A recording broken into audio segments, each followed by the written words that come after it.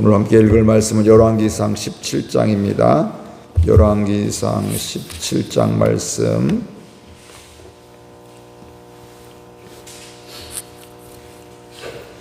길르앗에 우거하는 자 중에 디셉 사람 엘리야가 아합에게 말하되 내가 섬기는 이스라엘의 하나님 여호와께서 살아계심을 두고 맹세하노니 내 말이 없으면 수년 내에 비도 이슬도 있지 아니하리라. 여호와의 말씀이 엘리야에게 임하여 이르시되 너는 여기서 떠나 동쪽으로 가서 요단 앞 그리 시냇가에 숨고 그 시냇물을 마시라. 내가 까마귀들에게 명령하여 거기서 너를 먹이게 하리라. 그가 여호와의 말씀과 같이 하여 곧 가서 요단 앞 그리 시냇가에 머물매 까마귀들이 아침에도 떡과 고기를 저녁에도 떡과 고기를 가져왔고 그가 시냇물을 마셨으나 땅에 비가 내리지 아니하므로 얼마 후에 그 시내가 마르니라. 여호와의 말씀이 엘리야에게 임하여 이르시되 너는 일어나 시돈에 속한 사르밧으로 가서 거기 머물라. 내가 그곳 과부에게 명령하여 내게 음식을 주게 하였느니라. 그가 일어나 사르밧으로 가서 성문에 이를 때에 한 과부가 그곳에서 나뭇가지를 줍는지라.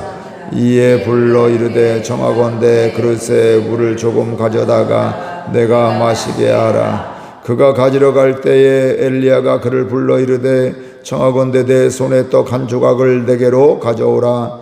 그가 이르되 당신의 하나님 여호와께서 살아계심을 두고 맹세하노니 나는 떡이 없고 다만 통에 가루 한 움큼과 병에 기름 조금뿐이라. 내가 나뭇가지 둘을 주워다가 나와 내 아들을 위하여 음식을 만들고 그 후에는 죽으리라. 엘리야가 그에게 이르되 두려워하지 말고 가서 내 말대로 하려니와 먼저 그곳으로 나를 위하여 작은 떡 한 개를 만들어 내게로 가져오고 그 후에 너와 내 아들을 위하여 만들라. 이스라엘의 하나님 여호와의 말씀이 나 여호와가 비를 지면에 내리는 날까지 그 통에 가루가 떨어지지 아니하고 그 병에 기름이 없어지지 아니하리라 하셨느니라. 그가 가서 엘리야의 말대로 하였더니 그와 엘리야와 그의 식구가 여러 날 먹었으나 여호와께서 엘리야를 통하여 하신 말씀같이 통에 가루가 떨어지지 아니하고 병에 기름이 없어지지 아니하니라. 이 일 후에 그 집주인 되는 여인의 아들이 병들어 증세가 심히 의중하다가 숨이 끊어진지라. 여인이 엘리야에게 이르되 하나님의 사람이여 당신이 나와 더불어 무슨 상관이 있기로 내 죄를 생각나게 하고 내 아들을 죽게 하려고 내게 오셨나이까. 엘리야가 그에게 그의 아들을 달라 하여 그를 그 여인의 품에서 받아 안고 자기가 거처하는 다락에 올라가서 자기 침상에 누이고 여호와께 부르짖어 이르되 내 하나님 여호와여 주께서 또 내가 우거하는지 과부에게 재앙을 내리사 그 아들이 죽게 하셨나이까 하고 그 아이 위에 몸을 3번 펴서 엎드리고 여호와께 부르짖어 이르되 내 하나님 여호와여 원하건대 이 아이의 혼으로 그의 몸에 돌아오게 하옵소서 하니 여호와께서 엘리야의 소리를 들으심으로 그 아이의 혼이 몸으로 돌아오고 살아난지라. 엘리야가 그 아이를 안고 다락에서 방으로 내려가서 그의 어머니에게 주며 이르되 보라 내 아들이 살아났느니라.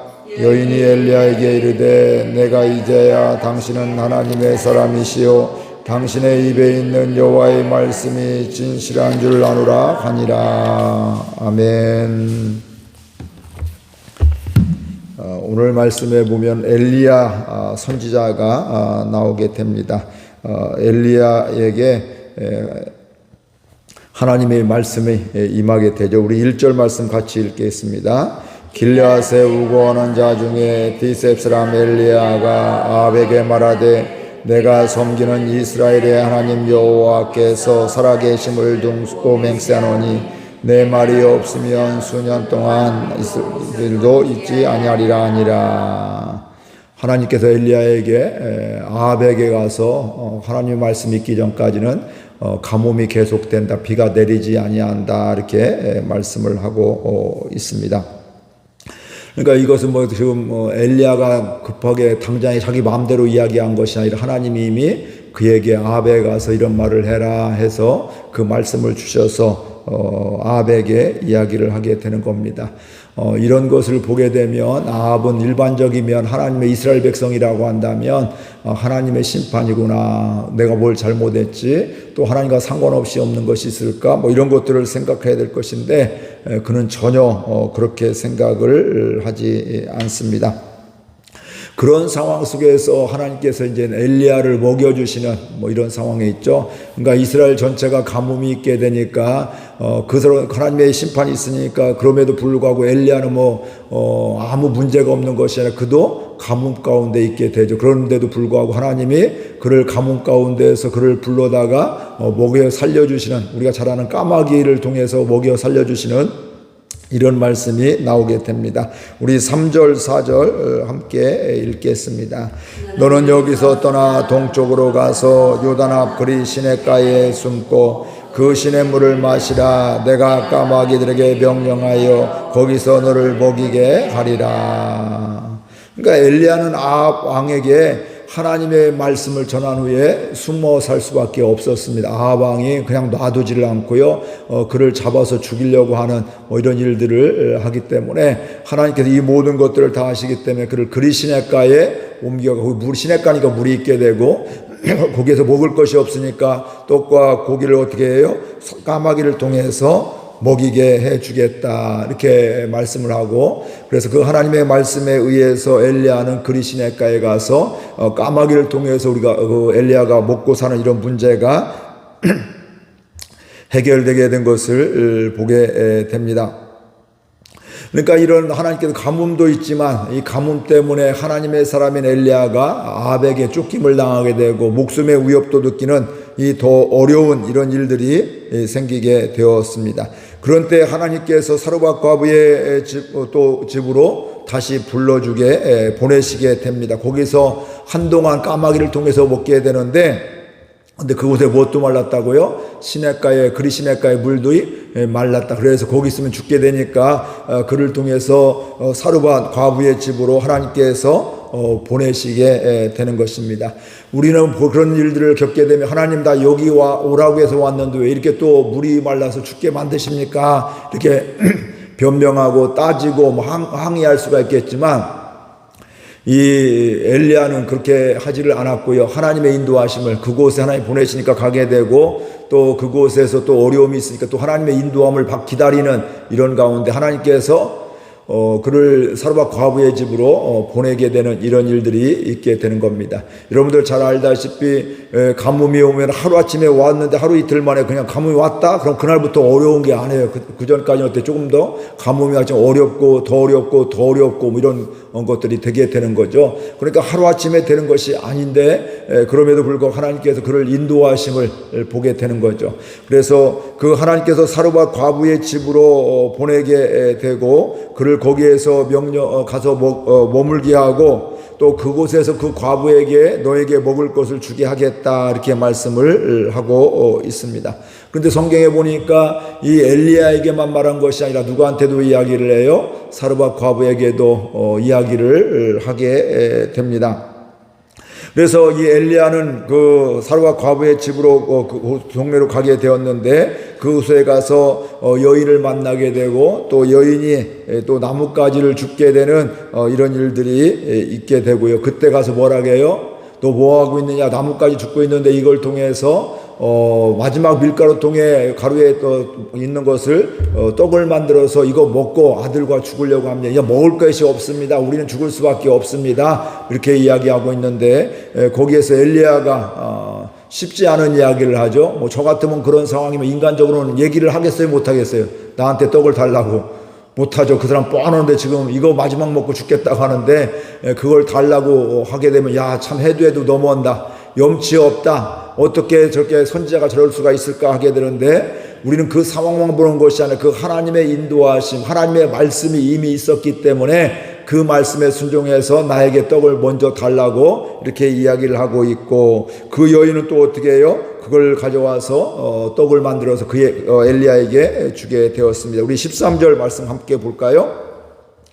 엘리야가 그에게 이르되 두려워하지 말고 가서 내 말대로 가려니와 먼저 그것으로 나를 위하여 작은 떡 한 개를 만들어 내게로 가져오고 그 위에 너와 아들을 위하여 만들라. 엘리야는 분명하게 이야기합니다. 나 이거 마지막으로 먹고 떡 만들어 먹고 아들하고 죽을 겁니다. 이제 먹을 게 더 이상 없습니다. 이런 상황 이야기를 듣게 되는데 그럼에도 불구하고 엘리야는 분명하게 이야기를 하고 있습니다.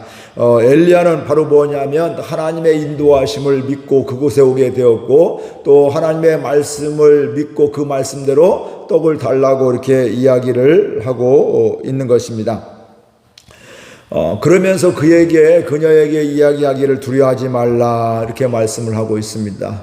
그러니까 지금 이거 마지막 가루인데 이거 먹고 이제 죽을 수밖에 없는데 이제 더 이상 먹을 것이 없는데 이거 어떻게 살지 이제 끝났다 죽었다 이런 생각을 하고 있는데 그렇게 두려워하고 있는 여인에게 하나님의 말씀대로도 두려워하지 말아라 이렇게 이야기를 하고 있습니다.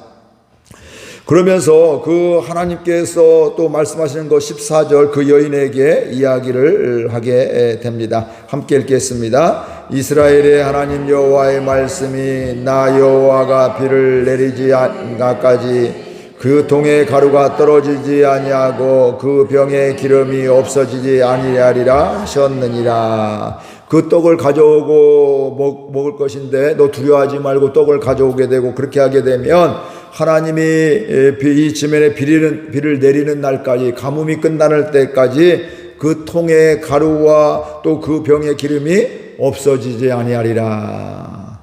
그러니까 이런 말씀을 들으니까 이 여인도 어떻게 돼요? 하나님에 대한 믿음이 있는 거죠. 하나님에 대한 믿음이 없으면 너 양심도 없냐? 어떻게 선지자가 그럴 수가 있겠느냐? 이러면서 따지고 항의할 수가 있겠지만 이 말씀도 두려워하지 말아라. 그 떡을 나에게 가져오고 그러면 하나님께서 이 가뭄이 끝날 때까지 또 그 통에 가루가 끊어지지 않을 것이고 그 병의 기름이 떨어지지 않을 것이 너 하나님께서 책임져 주셔 또 문제 다 해결해 주셔서 이제 그게 문제가 아니야 이렇게 이야기를 하게 된 거죠. 이렇게 되니까 그 여인도 믿음으로 엘리야에게 떡을 만들어 공개를 하게 되었습니다. 그렇게 엘리야도 믿음으로 선포하고 이야기하게 된 거고 그 여인도 뭐 했어요? 믿음으로 그 말씀을 듣고서 받아들이고 순종하게 된 것입니다. 사실은 두 사람 다 이게 쉽지 않은 거예요. 엘리야도 그게 아무리 선지자라도 인간적인 감정이 있잖아요. 야 이거 양심도 없는 것 같아. 어떻게 내가 이런 말을 할 수가. 그러나 그 내 양심보다도 내 생각보다도 하나님의 말씀을 보면 더 크게 그 말씀에 순종하게 되었고 비교할 수 없는 하나님의 말씀을 믿게 되었고 여인도 야 이거 말도 안 되는 이야기지만 정말 양심도 없는 사람 같지만 그러나 하나님이 두려워하지 말라고 그 떡을 주면 네 통과 기름병에 마르지 않는 가뭄이 끝날 때가 마르지 않는 이런 은혜가 있다고 한 것을 하나님을 믿으면서 그렇게 순종하고 공개를 하게 된 것입니다. 결국은 뭐냐면 두 사람 다 하나님께서 그렇게 역사하시고 행하신 것임을 보게 됩니다. 그렇게 해서 그 여인은 먹고 사는 문제가 이제 해결되었습니다. 남들은 이거 어떻게 살까? 오늘 또 뭘 먹을까 걱정하고 있는데 우리는 경험하고 있지 않았지만 우리 위에 우리 부모님들 세대는 6.25 전쟁을 겪게 되면서 나무 뿌리도 이렇게 뽑아서 해서 먹기도 하고 이것저것 어려운 상상도 할 수 없는 이런 일들을 했다고 하잖아요. 그런 아픔들이 어려움들이 있었는데 이 여인은 이제 그 먹고 사는 문제가 다 해결되었습니다. 그 해결되니까 얼마나 감사했을까요? 야, 하나님의 은혜다. 하나님의 은혜는 정말 놀랍고 놀랍다. 우리의 생각을 내 생각을 뛰어넘는다. 이렇게 생각을 했는데 생각지도 못한 또 어려움이 아픔이 슬픔이 찾아오게 됩니다. 우리 17절 말씀 보겠습니다. 2일 후에 그 집주인 되는 여인의 아들이 병들어 증세가 심히 의중하다가 숨이 끊어진지라. 그 여인의 아들이 있었는데 어떻게 보면 그 여인은 아들만 바라보면서 그가 잘 되기를 바라보면서 이렇게 살아가고 있는데 그가 어떻게 해요? 병이 심히 앓다가 증세가 심히 의중하다가 힘들다가 아프다가 숨이 끊어졌다 죽었다 이렇게 이야기를 하고 있습니다. 하나님의 은혜로 기쁘게 감사하게 살았지만 그 가정에 큰 슬픔이 찾아오게 된 겁니다. 다른 어떤 것보다 큰 슬픔이죠. 먹고 사는 문제보다도 더 큰 아픔이 그녀에게 찾아오게 되었습니다. 그러니까 그 여인에게 원망의 마음이 들어오게 된 겁니다. 엘리야를 통해서 오기 전에 야 이제 이거 먹고 죽겠다 했는데 하나님이 먹을 것을 가뭄이 끝날 때까지 아무 문제 없게 해주셨는데 너무 감격 가운데 감사 가운데 살았는데 생각지 못한 어려움이 찾아오게 되니까 사람이 뭐하고 있어요? 원망하고 있더라는 거예요. 우리 18절 말씀 같이 읽겠습니다.